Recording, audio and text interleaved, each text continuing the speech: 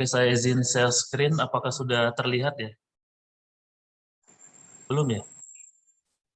Lagi proses, Bang. Oh, Loading. Udah, Bang. oke. Baik, Bapak-Bapak Asdep dan rekan-rekan sekalian. Jadi kita pada pagi hari ini, saya akan coba untuk sharing sebuah buku dari John P. Kotter. Jadi kalau di slide ini bukan foto saya ya, ini yang penulisnya. Penulis dari buku Accelerate X, John P. Kotter. Jadi buku ini membahas tentang organisasi, khususnya organisasi bisnis, yaitu Excel Accelerate yang ditulis oleh Profesor John P. Kotter, seorang peneliti dan juga mengajar di Harvard Business School, yang banyak memiliki karya-karya penelitian di bidang perubahan dan bisnis. Nah, di dalam buku ini, Bapak-Ibu sekalian, memang ada 8 bab ya. 8 bab ini mulai dari limits of hierarchy in a faster moving world, kemudian sampai dengan the future of strategy. Jadi buku ini memang dalam bentuk bahasa Inggris, tapi ada beberapa juga yang sudah diterjemahkan di dalam bahasa Indonesia. Ada sekitar 200 halaman yang terbagi menjadi 8 bab yang saya sebutkan di atas. Filosofi dari buku ini adalah sebuah realitas bahwa kita sekarang berada di dunia yang mengalami perubahan-perubahan dengan sangat cepat, dan ini menuntut kemampuan organisasi bisnis untuk menyesuaikan diri. Organisasi-organisasi yang memiliki kelincahan dan kecepatan yang akan bisa untuk mengambil peluang-peluang. Karena itu menjadi sebuah tantangan sendiri bagi bisnis-bisnis raksasa yang selama ini telah ada, karena mereka masih menggunakan aturan lama di mana pada dasarnya struktur organisasi mereka adalah organisasi yang hierarkis. Dan ini yang coba untuk ditemukan solusinya oleh John P. Kotter di dalam buku Accelerate ini. Menurut John P. Kotter, aturan lama sudah tidak relevan lagi untuk digunakan di dalam perubahan atau landscape bisnis yang begitu cepat mengalami perubahan ini, dan karena itu organisasi-organisasi yang telah mapan saat ini mulai harus memikirkan apa yang harus dilakukan untuk menyesuaikan diri. Nah, kalau Bapak-Ibu sekalian melihat dua gambar yang tampil di layar Bapak-Ibu sekalian, ada satunya kapal tanker, kemudian satunya speedboat. Kalau ilustrasi, mungkin Bapak-Ibu sekalian pernah baca buku tentang Peter Fish ya, buku Peter Fish dengan judul Game Changer. Maka organisasi-organisasi yang menggunakan aturan lama ini dalam ukuran yang sangat besar, itu seperti kapal tanker. Dan ini menyulitkan mereka untuk bermanuver dan menyesuaikan diri dengan perubahan-perubahan yang begitu cepat. Nah, oleh karena itu John P. Kotter dalam buku ini mencoba untuk mengusulkan sebenarnya sebuah sistem baru yang selama ini telah digunakan oleh organisasi-organisasi yang muncul sebagai game changer, yaitu organisasi jaringan.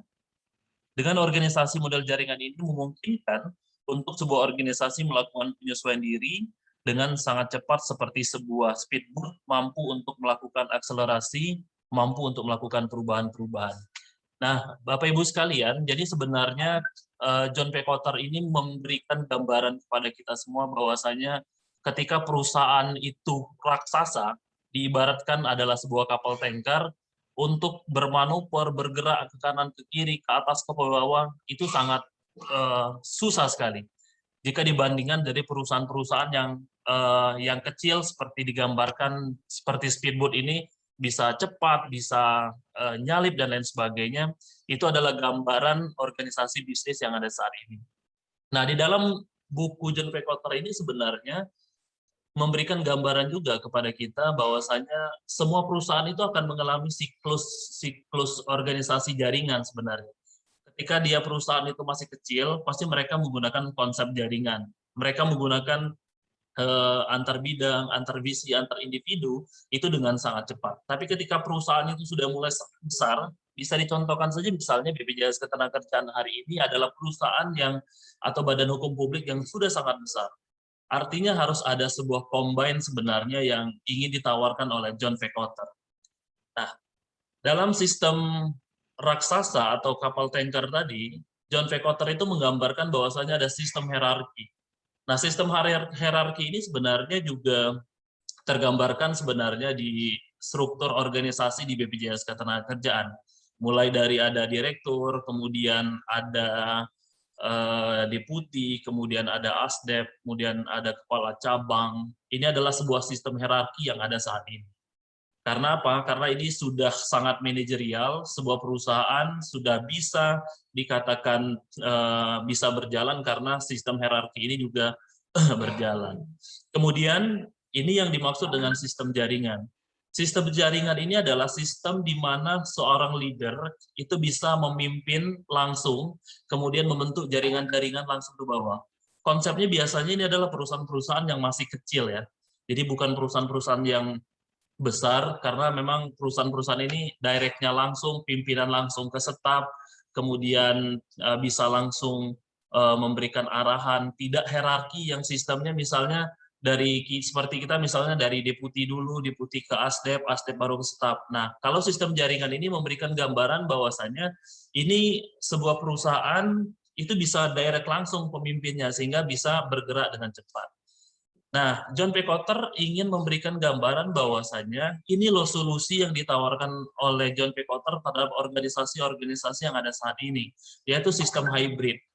Organisasinya tetap berjalan dalam bentuk hierarki, tetapi sistem jaringan ada di dalam sana. Sehingga tidak ada lagi rentang antara sekat-sekat birokrasi yang memang mempersulit untuk komunikasi. Karena apa? Sistem hierarki ini, John P. Kotter mengatakan bahwasanya perusahaan yang tetap bertahan dengan sistem hierarki ini akan memperlambat inovasi dan kreativitas yang ada di dalam organisasi tersebut. Tetapi ketika sistem ini digabungkan, sistem hybrid, ada manajerial yang tetap berjalan secara hierarki, kemudian ada sistem jaringan yang memang sama-sama bisa di-combine sehingga mereka bisa accelerate seperti yang digambarkan dalam buku John P. Kotter. Nah, Bapak Ibu sekalian, sebenarnya ini adalah inti dari buku John P. Kotter. Ada 8 sebenarnya yang ingin diberikan gambaran oleh John P. Kotter kepada kita semua pada pagi hari ini. Yang pertama adalah sense of crisis. Jadi John P. Kotter memberikan gambaran bahwasannya orang tidak akan mau berubah ketika tidak ada perasaan bahwa kita sedang mengalami sebuah ancaman dan model develop manusia ketika tidak ada sesuatu yang membuat harus berubah. Maka perubahan itu menjadi sesuatu yang akan ditolak. Karena itu, menurut John P. Kotter, leader mengkomunikasikan kepada semua orang di dalam organisasi bahwa ancaman sedang datang kepada kita, dan kalau kita tidak mengambil sebuah tindakan perubahan, ini akan membuat kita sama-sama tenggelam. Nah, sebenarnya kalau contoh sederhana sebenarnya di pekerjaan kita hari ini, sense of crisis itu adalah bagaimana leader menciptakan contoh misalnya gambarannya, KPI Sumber Riau ini saat ini sedang posisi 10 misalnya.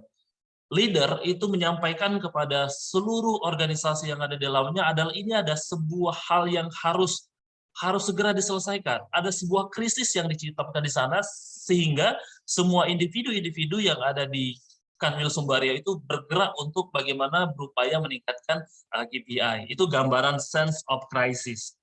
Kemudian yang kedua adalah kondisi pemandu atau team building. Bagaimana membangun tim setelah kita memahami bahwa ada sebuah urgensi untuk melakukan perubahan. Kita harus mulai merekrut tim-tim inti. Diambil orang-orang yang mau ikut dan diajak berubah. Mereka memiliki pengaruh yang cukup kuat dan orang-orang ini harus diambil berdasarkan level manajemen, tidak harus dari level manajemen, karena ini juga bisa menjadi sebuah persoalan. Kita tahu bahwa di dalam sebuah agenda perubahan selalu saja ada sekelompok orang atau level jabatan tertentu yang cenderung menolak agenda-agenda perubahan tersebut. Nah, team building ini menggambarkan kepada kita bahwasanya kita diminta untuk kita tarik orang-orang yang memiliki semangat untuk perubahan. Karena di dalam sebuah organisasi pasti saja ada orang-orang yang retensi. Nah, orang-orang yang retensi inilah adalah tantangan sebenarnya untuk bagaimana sama-sama ditarik dalam sebuah frekuensi yang sama sehingga tercipta team building yang mampu menggerakkan sebuah organisasi. Kemudian yang ketiga adalah rumuskanlah visi. Nah, Kotter mengatakan bahwasannya visi itu nggak boleh jelimet, nggak boleh rumit. Jadi buatlah visi yang di mana semua orang, semua karyawan itu bisa memahami secara detail visi tersebut sehingga mereka bisa langsung mengeksekusi dari apa turunan dari visi itu. Dan ini yang sebenarnya diinginkan oleh John P. Kotter. Kemudian yang keempat adalah volunteer atau menarik sukarelawan. Intinya adalah ketika kita telah memiliki tim, kita telah memiliki visi, kita telah memikirkan dengan baik pekerjaan selanjutnya adalah mengkomunikasikan itu kepada sebanyak mungkin orang yang bisa diajak untuk berpartisipasi, dan ini adalah sebuah proses yang pasti harus dilakukan, karena semakin banyak dukungan untuk melakukan perubahan dalam organisasi akan semakin membantu kita untuk memudahkan penyelesaian agenda-agenda yang sebenarnya sudah kita buat. Kemudian yang kelima adalah kendalikan prakarsa atau control initiative. Ini hal yang penting, yaitu bagaimana memastikan bahwa proses ini berjalan dengan menghilangkan hambatan-hambatan, terutama pada sisi tim inti dan kemudian para sukarelawan atau para pendukung perubahan di dalam organisasi. Kita harus mampu untuk menjawab semua komplain, kita harus memastikan bahwa tidak ada yang perlu merasa terancam, dan kita harus meyakinkan bahwa orang-orang dalam organisasi bahwa ini adalah jalan yang terbaik yang harus kita lakukan untuk membuat organisasi kita terus tumbuh dan tidak mengalami discontinue. Kemudian yang keenam adalah make small wins, ciptakan kemenangan kecil. Jangan membuat agenda perubahan yang untuk kesuksesnya membutuhkan waktu yang sangat lama. Kita harus memiliki milestone yang memungkinkan kita untuk mengukur bahwa kita dan tim kita on the right track, sehingga setiap keberhasilan mencapai sebuah tahapan itu menjadi sebuah perayaan kecil kesuksesan. Ini contohnya Bapak Ibu sekalian, sebenarnya tidak harus menunggu 3 bulan per semester atau sampai akhir tahun untuk kita merayakan sebuah kemenangan sebenarnya. Hal-hal sederhana saja sebenarnya dalam sebuah kepanitiaan, misalnya kita selesai menyukseskan kepanitiaan, maka rayakanlah, berikan apresiasi kepada tim kita bahwasanya selamat Anda telah menyelesaikan pekerjaan ini dengan sangat baik. Nah, apresiasi-apresiasi kecil inilah yang akan membuat engage dari individu-individu atau karyawan tersebut akan meningkat. Jangan sampai misalnya apresiasi itu diberikan setelah 1 tahun, terima kasih targetmu tercapai. Tidak seperti itu. Kotter menggambarkan bahwasanya sekecil apapun yang dilakukan oleh anggota kita, tetap kita berikanlah apresiasi. Seperti itu. Kemudian yang ketujuh adalah continue the change agenda atau lanjutkan terus agenda perubahan. Teruslah untuk melakukan dan mengulang kembali proses-proses yang sudah kita lalui, tetap melakukan komunikasi, kemudian kita tetap berupaya untuk menghilangkan barrier dengan orang-orang di dalam organisasi kita, dan kemudian kita juga merayakan kemenangan-kemenangan kecil tadi setiap kali kita berhasil mencapai target tertentu yang telah ditetapkan. Dan yang terakhir adalah institusionalisasi perubahan. Nah, kita harus memastikan bahwa ketika kita telah berhasil melakukan perubahan-perubahan, kita perlu untuk membuatnya menjadi sebuah organisasi, hal-hal atau budaya organisasi, karena dengan begitu proses perubahan yang kita lakukan akan tetap tersimpan sebagai sebuah budaya, sebuah kebiasaan, sebuah tradisi dalam perubahan. Nah, sebenarnya institutionalization of change ini sebenarnya sudah ada saat ini, sudah mulai kita terapkan di institusi kita yang dikenal dengan BCA, ya, Best Culture Award. Nah, di mana sebenarnya aktivitas-aktivitas positif yang ada di lingkungan kerja itu bisa dijadikan habits oleh kita, sehingga kita bisa melakukannya terus-menerus dan bisa meningkatkan kinerja sebuah unit kerja. Nah, Bapak Ibu sekalian, inilah isi dari buku yang coba saya pahami dari John P. Kotter. Beliau sudah memberikan kita sebuah alternatif pemikiran baru bahwa kita yang memiliki organisasi-organisasi yang terlanjur membesar atau sebesar seperti BPJS Ketenagakerjaan saat ini, menggunakan organisasi kreatif, kita tidak perlu bersedih, kita tidak perlu putus asa, karena semua dapat dihadapi dengan membuat sistem organisasi yang hybrid, di mana berarti kita tetap jalan, kemudian ada tim perubahan yang bekerja secara jejaring, yang menghilangkan sekat birokrasi, sekat-sekat jabatan, yang membuat mereka bisa berpikir lebih inovatif. Jadi inilah kesimpulannya Bapak Ibu sekalian, untuk menghadapi era perubahan yang begitu cepat, kita membutuhkan sistem operasi hybrid atau ganda yang tidak hanya andal namun juga cepat. Kemudian yang kedua adalah sistem operasi hybrid atau ganda mengintegrasikan antara sistem manajemen yang efisien dan sistem kepemimpinan yang menggerakkan. Dan yang ketiga adalah ada 5 prinsip dasar dalam sistem operasi ganda yang keterlibatannya banyak orang. Kemudian yang kedua, kesukarelawan, kegairahan, kepemimpinan, dan kepanduan antara sistem hierarki dan jaringan. Kemudian yang keempat adalah kondisi mendesak dalam perusahaan dibuat dengan cara merumuskan pernyataan peluang besar atau istilah contoh PPB yang bersifat singkat, rasional, positif, autentik, jelas, selaras, dan emosional. Dan yang kelima adalah 8 hal yang telah kita bacakan dalam quarter X-step proses.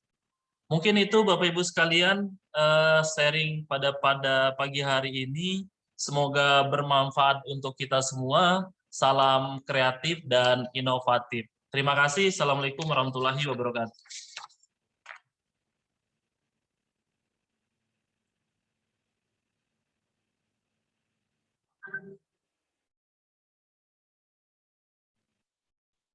Untuk materinya akan saya share, termasuk bukunya di grup Kanwil Sumba Riau. Mohon izin Bapak Ibu sekalian, tidak ada pertanyaan ya, karena ini bukan sesi diskusi, tapi ini adalah insight yang semoga Bapak Ibu sekalian bisa dapatkan.